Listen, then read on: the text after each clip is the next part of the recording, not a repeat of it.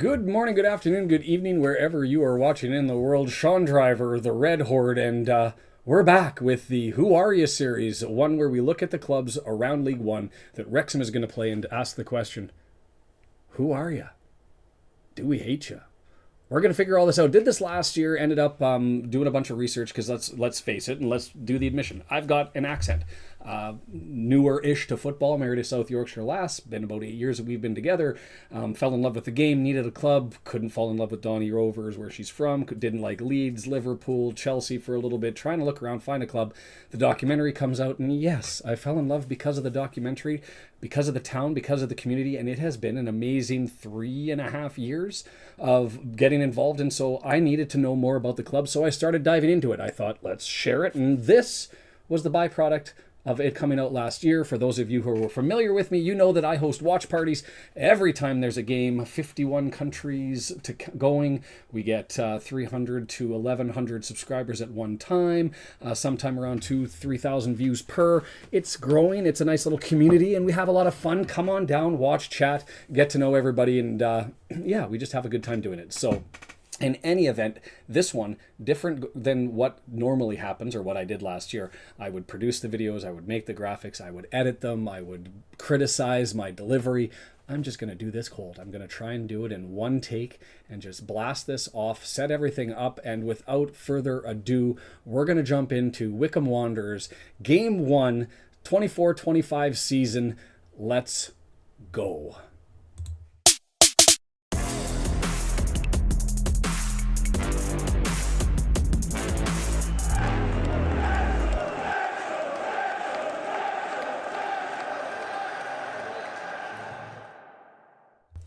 So the live transition works. That's a bonus.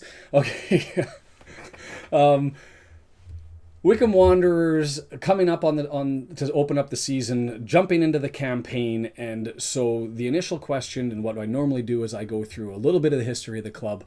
I talk about their finances, I talk about the ownership, I talk about all of those details, and I can't do that without a little bit of a cheat sheet. So this is what we're going with. Don't criticize the graphics. This is as good as a barrister can do. Will be what it is. The Wycombe Wanderers, the graphic that tells all the information. I'll walk you through it before we start to look at the transfer, the players. I've not seen the Wycombe Wanderers play. I listened to a game last year, and I can't remember why I did that, or I joined their audio to listen to some radio stuff. But in any event, doesn't matter. The Wycombe Wanderers, located in High Wycombe. I'll get into the details about that and why it's High Wycombe as a difference from West Wycombe. Nicknamed the Chair Boys, that goes back to a history of chair building that happened in that community historically. Fascinating to me. The manufacturing areas around town, around the UK, you'd end up having places that were known for shrimp and for hats and for chairs and otherwise, and this is Chairtown. So the Chair Boys makes sense, also known as the Blues. The history, founded in 1887, but what I found interesting jumping into the review was largely an amateur club, and they were an amateur club all the way till 74, 75, when the designation between amateur and professional sort of went out the window. And then they started to get a little bit more professional, but really stayed in climbing the ladder. They were not like you typically see with teams who have like Wrexham or like Wigan, who have history that goes up and down through the years. They really are a new entry into the EFL. 92-93, they started their version of a back-to-back from the National League up through what was then Division 2 or Tier 4, and then into what is now League 1. They accomplished that feat, and they largely stayed there until they hit their high water mark about 5 years ago. They earned their promotion up into the championship. They finished 22nd, and they've been sniffing around trying to get back into the championship in that playoff position. They've got a 6th. Last year they were 10th, and so that's their history. Relatively new addition, relatively recent success, but they've been a club that for a while now, 5 years, 6 years, has been sniffing around the top part of League One or the lower part of the championship. So is that their high water mark? Are they destined to slide back down? Or is this sort of home for them? Time will only tell. The population in High Wycombe, 75,814th, and you can see right below that in the graphic, that means it is 19th and as far as population goes for the teams in League Two. Last time we played them, March 11th, 2008, and that was back in essentially the equivalent of League Two Division Tier 4, whatever you want to call it. Last season, I already highlighted, they finished 10th in League One. Been sniffing around that playoff spot, and that's where it is. Would like to get over the turnover, and this is going to be a talking point going throughout the season. There are 4 clubs who did not produce their financial records. I can show that to you in the company house. We'll get to that for reasons. I don't understand how they get away with that. I don't know why the UK allows for that to happen. They've done a small accounts version, but as far as getting turnover not there, they do, by admission of their owner, spend more than they earn. That's not rare in football. In fact, it's 98% of the teams in the EFL and the Premier League who do that. But spending money gets you results, and usually you can tell where a team is going to fit by the amount of money that they spend. It's not a perfect science by any stretch of the imagination, but there's a pattern. You spend money, you get the reward, and I suspect we're going to see that with Birmingham this year. In any event, we don't have those details. Social media, 568,624 as of July 1st across the 5 main social network. That's Twitter, Facebook, Instagram, TikTok, and I'm missing one, YouTube. And so 568,000, surprisingly strong. That's 7th most in League One as far as following goes. It's Wrexham by reference, 7 times larger than Wycombe, blows everybody out of the water.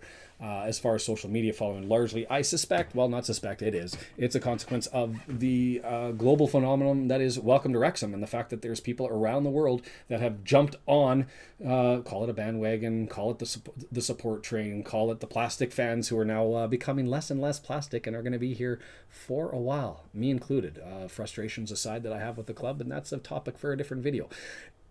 Moving on, distance, 283 kilometers, 176 miles away from the racecourse. When we go there, that'll be the 17th longest trip that we make. And when we go there, we will get an away allocation of roughly 2,000. That number taken from football away days, as well as, I can't remember what newspaper it was that did the article, but comparing the two sources determined 2,000 is the typical. So that's tied for 11th in the league. Their capacity, not really there last year. 10,137 is their capacity. That's 14th overall, but their attendance averaged 4,980.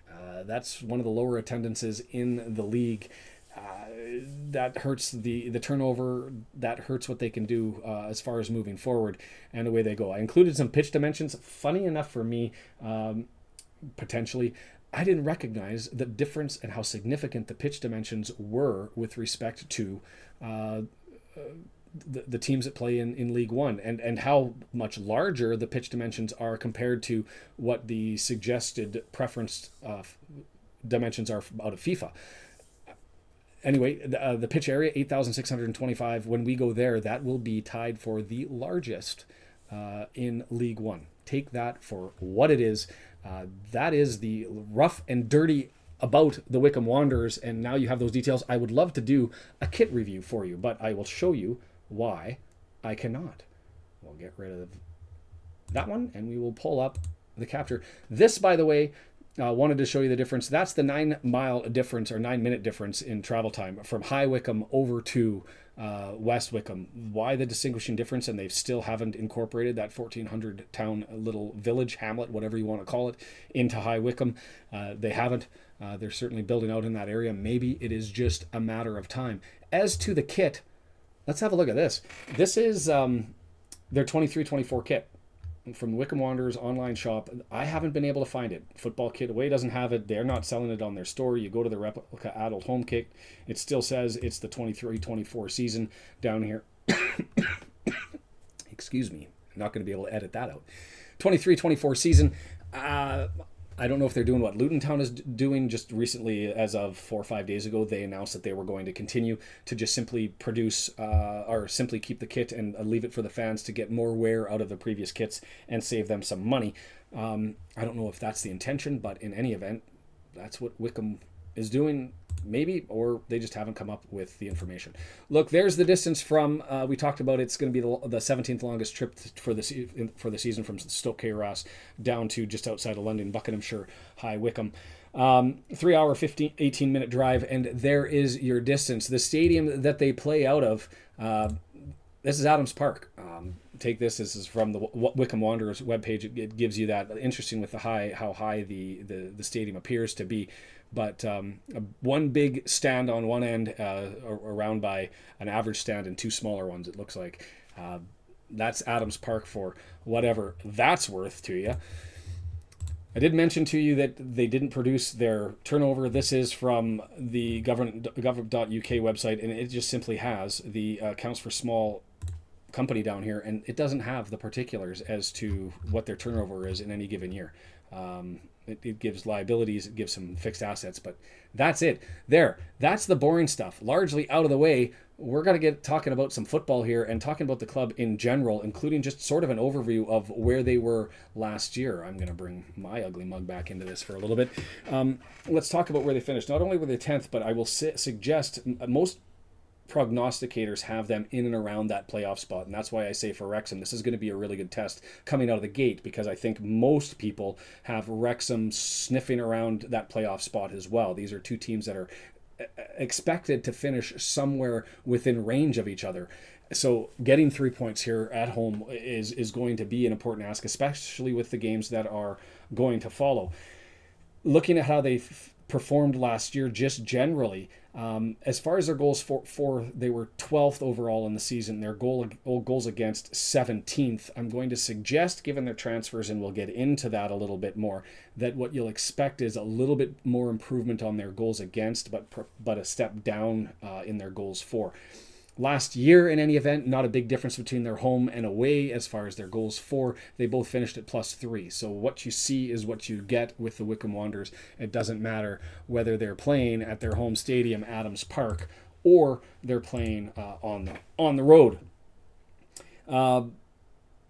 13th best home record, 11th best away record. But what was fascinating to me was, like I said, 12th in goals for, 17th in goals against. Their goalkeeping statistics, not really that exceptional. The 18th total overall for the year. I know that they've changed. Max Stryjek has gone off to Poland. They brought in Nathan Bishop. The Mullen incident, we know the history from him. Ran into him, literally, Mullen did last year.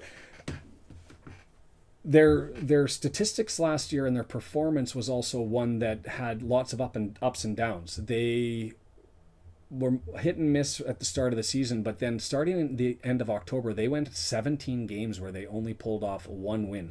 They were in 7th place. They slipped all the way down to 19th by the end of January. The end of the year, the last 11 games prior to the end of the season, they only lost one game, which pulled them from 15th at the time up to 10th. I'm going to suggest that their metrics and their points at the end of the year, their placing in 10th, is better than what their metrics demonstrate.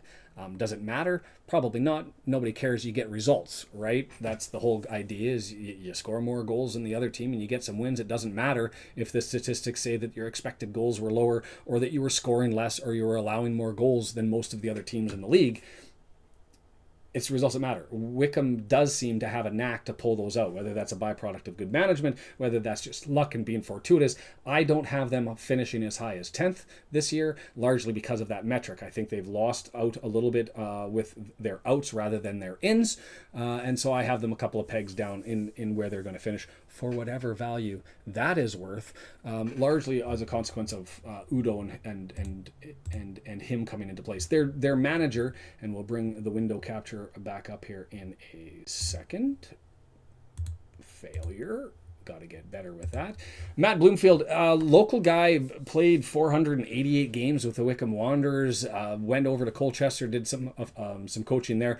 Did a good job actually, and won an EFL Manager of the Month. And then during a vacancy, slid back over and came back to Wycombe. And he seems to have been an easy fit. 40 years of age, relatively young, and nothing to criticize him about. And in fact, I'll compliment him. One of the first guys to sign the charter, I read in his Wikipedia thing, signed the charter with respect to footballers versus homophobia. And I'm okay with that. I'm a fan of that. I think it's an important task in normalizing things. And I've made this political and upset some people. In any event, I think that's kudos for him to sign up on that and sign the government charter. And that's the picture that he's signing right there, the Charter for Action in 2011. In any event, Am I editing that? No, I'm going to keep that in because I am proud of it, and it is what it is. The Wycombe Wanderers owner, Rob Kuig, interesting that he wants out, and also interesting that if he does sell the club, he's already promised Rob and Ryan a fruit basket for increasing popularity with the club in the United States, Kuig from the United States. And so a potential fruit basket coming over to the owners. Back to me. I just wanted to take a quick opportunity here to go over and talk about their recruitment so far this year. And I lied. Quick edit. I wanted to do it in one take. I'll have to get better with this. And by the way, let me know if you like this as far as what's going out there. I mean, I'm just putting this stuff out there. Let you guys see it. You can tell me if you like it. And if you don't, I'll try to modify it. And if you don't like it because you don't like me, well, again, close the button. Transfers in this year and transfers out. The biggest ones that I would end up suggesting. So they've got Backinson that came in from Sheffield Wednesday, who played at Charlton actually for the latter part of the season on loan as a center midfielder. We'll go through these guys. Alex Hartridge, who was captain Exeter City and an academy guy, lots of history, came in from there. The fascinating one for me, Daniel Udo from Shrewsbury Town and Daniel Harvey from MK Dons are the big names in. Heading out, you've got their goalkeeper Max Stryjek. That's why they had to go get Bishop. He went out to Poland. I'm going to suggest not a big loss. 61.8% save percentage was the worst of all of the starters in League One last year. He didn't seem to be doing the job. Somebody from Wycombe can tell me otherwise, but his statistics were abhorrent, nasty. So maybe unfortunate that he didn't stick around. We'll see how Mr. Bishop does in his performance. And also Chris Farino Joseph. Chris, a younger guy, he played 3 seasons with Wycombe, as I understand. Last year, 1,800 minutes. He was 5th as far as on their depth chart in minutes. So seemed to be doing okay, but not exceptional. But he's moved on, and he's decided to take his talents to Bolton. So Bolton obviously thinks there's something to do in the young man. I believe he's 24 years of age. I hope I have that right off the top of my head. And that's that as far as the players out. Oh, one more. They also lost their second leading scorer last year. That being Dale Taylor. He's gone Northern Ireland international, young guy. He played when he was 18. He's now 19. He's decided to go back to his club. And who was it? Nottingham Forest. There we go. I just had, and I figured that out on my own. That's where he's playing this year. So looking at the roster's end, transition into the window, and Udo we know. Udo we know because we saw him in Shrewsbury, and you'll remember Shrewsbury had the yips. They couldn't score last year. Udo was the guy who was supposed to score for them last year. And when we played them in the FA Cup, he missed opportunities all over the place. Still great on setting players up, but he couldn't finish for the life of him. And he is now with the Wycombe Wanderers. They're going to be looking at him to solve a lot of their problems. And I suggest a lot of their problems because when you look at their distribution of their goals, they relied heavily on Luke Leahy, 31 years of age. He's going to enter into 11 goals last year. He was the guy, and they need he largely plays, as I understand, in a midfield role, sometimes in a defensive role, not really as a forward. That was largely left to Dale Taylor, and so they need scoring up front, and so they've turned to Udo, and we'll see if he's going to be that guy. Lots of questions, and I'll tell you why. You look at the match report for him, you'll see 3 goals to end out the season, 7 goals from the end of January out of his 11 goals total. He struggled despite getting a ton of minutes to put goals in the back of the net, and they'll be looking for him to do more. I think their season depends on it. Can they move up into a playoff spot? I think at the end of the year, you look at how Udo does, and that will decide things. The next one that we have to worry about, this guy, Bishop. Nathan Bishop. He obviously, we saw him last year when he was with, and I believe it's Manchester. Yes, it was United. We know what the collision looked like. We know that he broke a rib. We know that he apologized. It was accidental, and no harm there. This is great for the Disney story. This is great for the documentary to tell the narrative of the guy who smashed Mullen. Mullen not going to be playing. Obviously, he had his spine surgery and he's recovering. It sounds like relatively well. Nathan didn't play last year. substantively. He had a game with Sunderland and he played some Prem 2 games. But other than that, not a lot of experience for him. He did have a loan spell back 2 years ago with Mansfield Town, but out of practice, I would suggest we'll see what it's like for him jumping back into the role of normal competition. They also went on and got Daniel Harvey from the MK Dons, played a ton of minutes for the MK Dons, second highest defender minutes for the MK Dons. Good news, bad news, I don't remember him. We saw them twice. I watched him twice. He played lots of minutes. And usually when a defender, you didn't notice him, it means he probably did his job because he didn't do anything egregious to make me kind of go, and have a laugh. So his stats look decent. The question will be, can he make the jump? And that's who they're going to be looking at. And I think more in a fill-in role than jumping right in for the main minutes. But we'll see what happens. And I say that because their other signing... it's probably going to be the guy that they'll turn to for more, and that's Alex Hartridge. Captain, wore the armband. He was an academy byproduct. He had an whole interview that he did on Yahoo News, and you can talk about it, why he's leaving and the big change and how difficult it's going to be for him. It was emotional. The fans love him. One of your own. That whole side story is quite significant. His falling out, though, not injury related as far as I can understand, but it looks to me as though he struggled to get some minutes. And if you follow along here, you've got, and I'm pointing like you're going to see where I'm pointing, so let's use the pointer. Week 1 started with 90 minutes, and he flowed through all the way until he got down to about week 30, and then boof, he's hit a gap here and they fell out. I don't see this being injury related. He did come back for 90 minutes each. I heard that there may have been cuts or stitches or something going on near the end of the season, but that's a 12-game gap that he didn't play, and I can't find that it was injury related. If it is, part of the reason why he left and felt like he needed to get more minutes, but it sounds from all reports that he's solid. Played for Exeter. He's used to the competition, and so should be somebody who plays in that center back role and does a relatively decent job for them, given the history. So I think he's probably going to get the nod over Harvey. But somebody from the Chairboys fan club can end up letting me know in the comments whether I've hit the nail on the head with that one or not. The next one, Tyree Backinson. I'm going to say there's a lot of risk here with this one. I can't really... I don't get the signing. Relatively young at 25, and I get that. He played Charlton Athletic last year on loan from Sheffield, so this is a player on the decline. You look at his track record from Sheffield, he didn't get a lot of minutes, and that's why he went out on loan. He plays for Charlton Athletic, so he's familiar, obviously, with Dobson. Played in the midfield there. With him for a period of time. And you look at his, recognizing that he played with Sheffield until January, but he started and then didn't get much minutes. Then League One, he ends up starting January once he signs for the January window, and he gets a lot of minutes to start off the year. And then it drops off. He misses match day 34. He comes in for 35, and then he's gone for 36, 37, and then he's just largely a sub for the rest of the season. So I don't know if the guy can hang or if he's in the free fall. Wycombe obviously says there's something in him, and we'll have to see what happens. Look, I'm hoping to do more as far as the comparison, bring in some of the cards that I'm creating, look at the stats, more of a North American thing than it is a UK thing. Obviously got to put eyes on, and that's not something that I can do. I still think the stats tell a story, and I'm hopefully going to try to guess what those stats are going to be.